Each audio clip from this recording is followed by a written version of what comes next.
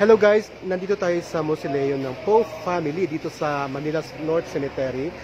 At ito pasokin na natin dahil sa 26 ay ilalagak dito si Ma'am Susan Roses. Ano? So kailangan mag-remove ng slippers. Ayan. So ito ang Poe, mausoleum ng mga Poe.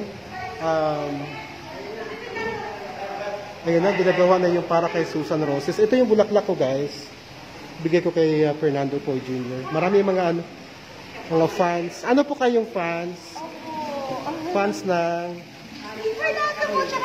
Ay, bongga tayo. Nandun kayo sa Heritage? Nandun ako nung isang gabi. Oo. Nandun ako nung isang gabi, kaya lang nakaalis na si Pwede ba dito? Saan to? Ay, salamat. Iyot. Wala kuya, kayong basahan. Sige, salamat. Nadaan ko. Oo nga kuya, kayong basahan po. Salamat ko na. Dito ay lagay ng papa. So, mausoleum pa naman yung Ayan.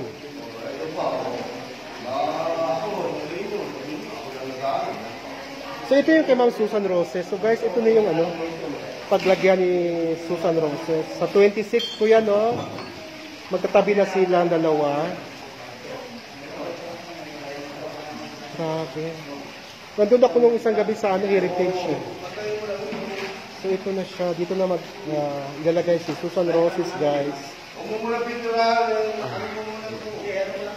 Is tayo unang nakasilip dito, guys.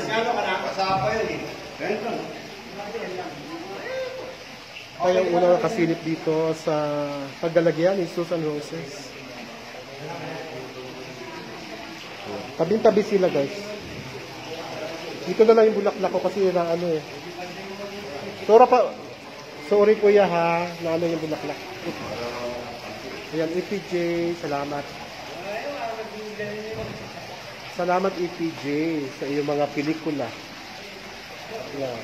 Ronald Alan Kelly Poe. August 20, 1939, December 14, 2004. Lagi ka sa aming puso at alaala. So, may mga dumadalaw na dito mga fans ni EPJ at Susan Roses. Ayan. Welcome to the vlog. Busy ang mga tao.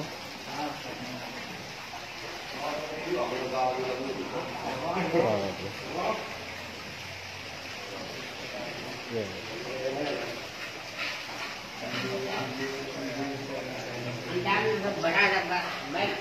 Tayo.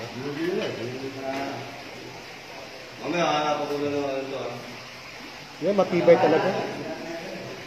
Matibay talaga ang pagkagawa nila, guys. Talagang gandahan ang paggawa.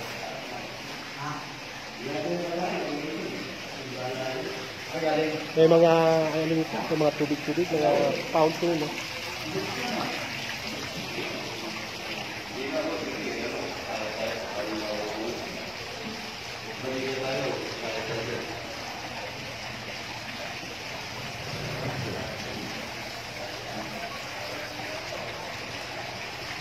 Ayan, patuloy na ginagawa ang pansyon ni Susan Roses.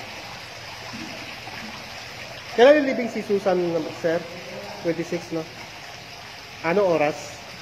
Umaga. Umaga? Kasi di nila sinabi yung oras eh. Baka kasi dumugi ng maraming tao. So umaga, sir, mga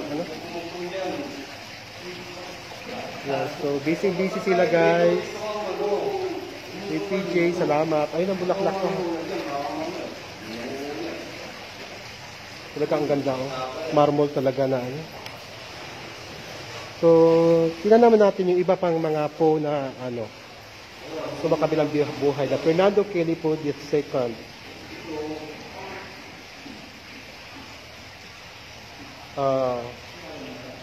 Ito yung tatay ni Fernando Poe. Tapos Fernando Reyes Poe. Puro Fernando. Bessie Kelly Poe. Nanay siguro niya po. Elizabeth Ann Kelly po. Dami na pala sila dito. So, kailangan talaga dito ililibing si Ma'am Susan. Kasi andito lahat ng mga po eh. Marta Reyes E. Prado. Okay, so 1880 pa siya pinanganak. 1963 namatay.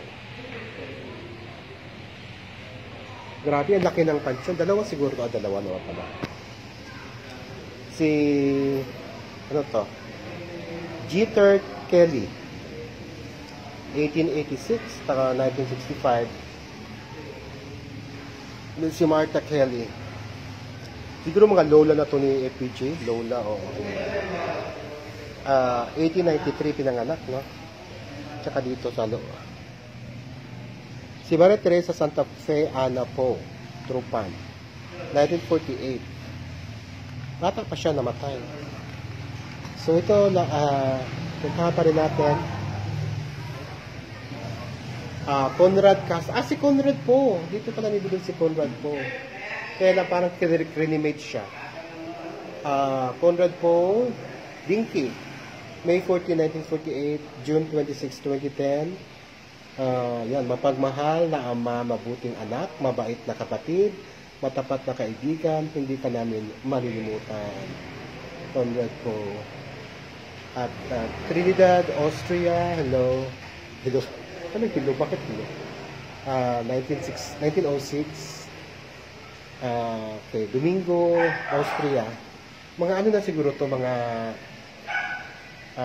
Romona Samson. So, ang dami-dami mga mga hindi na po, hindi na Kelly, na andito pa rin sa Mausoleo ng mga po, dito sa Manila North Cemetery. Samantalang yung taxi ko, guys, pinawaiting ko siya. Kasi mahirap dito na, pinakasulok ito, guys. Pinakasulok talaga ito. So, balikan natin yung ginagawang pansyon ni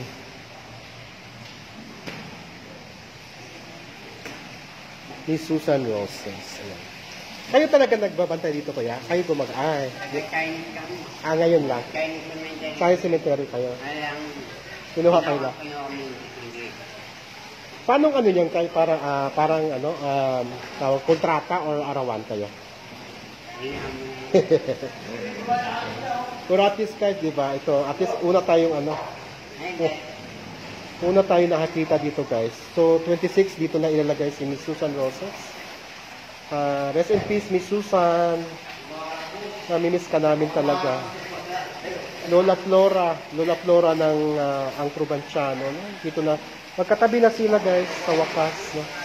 After 2004, 14, 15, 16, 17, 18, 19, 20.